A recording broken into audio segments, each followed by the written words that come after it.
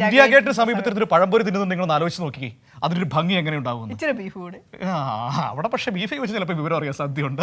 അത് സൂക്ഷിച്ച് പറയണം, കേരളമല്ല. അപ്പോൾ എന്തായാലും ഇന്ത്യ ഗേറ്റിന് സമീപത്ത് നല്ലൊരു മലയാളി ചായക്കട തുടങ്ങിയിരിക്കുകയാണ് നമ്മുടെ കുടുംബശ്രീയുടെ ചേച്ചിമാർ. സൽക്കാര കുടുംബശ്രീ കഫയാണ് അതിന്റെ പേര്. അപ്പോൾ ദില്ലിയിലുള്ള നമ്മുടെ പ്രിയപ്പെട്ട സുഹൃത്തുക്കളൊക്കെ അവിടെ പോയി കഴിച്ച് ഗംഭീരമാക്കുക. ദാലും ചാവലും കഴിച്ചുമടുത്ത ദില്ലി മലയാളികൾക്കും ദില്ലി സന്ദർശനത്തിനെത്തുന്നവർക്കും ഇനി തനിനാടൻ കേരള ഭക്ഷണം കഴിക്കാം. ഇന്ത്യ ഗേറ്റിന് സമീപമായി പുതുതായി ആരംഭിച്ചിട്ടുള്ള സൽക്കാര കുടുംബശ്രീ കഫേയിലാണ് ഞാനിപ്പോൾ ഉള്ളത്. ഇവിടുത്തെ വിശേഷങ്ങൾ കാണാം.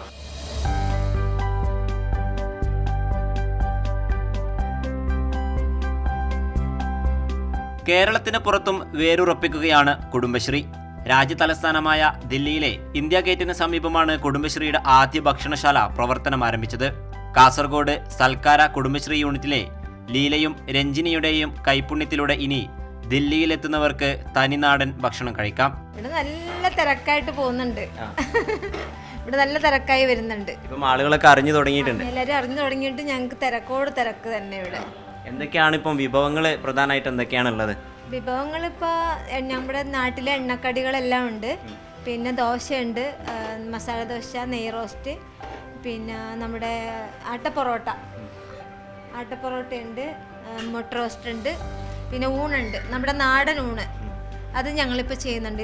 മലയാളികളുടെ ഇഷ്ടവിഭവങ്ങളായ പഴംപൊരി, പരിപ്പുവട, ഉഴുന്നുവട തുടങ്ങി വിവിധ പലഹാരങ്ങൾക്കൊപ്പം സമൃദ്ധമായ സദ്യയും കുടുംബശ്രീ കഫയിൽ ലഭിക്കും. വിവിധ കൂട്ടുകറികൾ ചേർന്ന സദ്യക്ക് 70 രൂപയാണ് വില. ദോശയും ഇറച്ചി വിഭവങ്ങളും കഫയിൽ ലഭ്യമാകും. വിവിധ തരം ബിരിയാണിയും ഹെർബൽ ചിക്കനും വരും ദിവസങ്ങളിൽ കഫയിൽ ലഭിക്കും. എണ്ണയിൽ മുരിച്ചെടുത്ത നാടൻ വെട്ടുകേക്കിനും പ്രിയം കൂടുതലാണ്. നാട്ടിൽ നിന്നും ദില്ലിയിലെത്തുന്നവർക്ക് രുചിയുള്ള ഭക്ഷണം ലഭിക്കുമെന്ന ആശ്വാസത്തിലാണ് മലയാളികൾ. ഞങ്ങൾ കണ്ണൂരിൽ നിന്ന് ഇപ്പോൾ വരുന്നത്.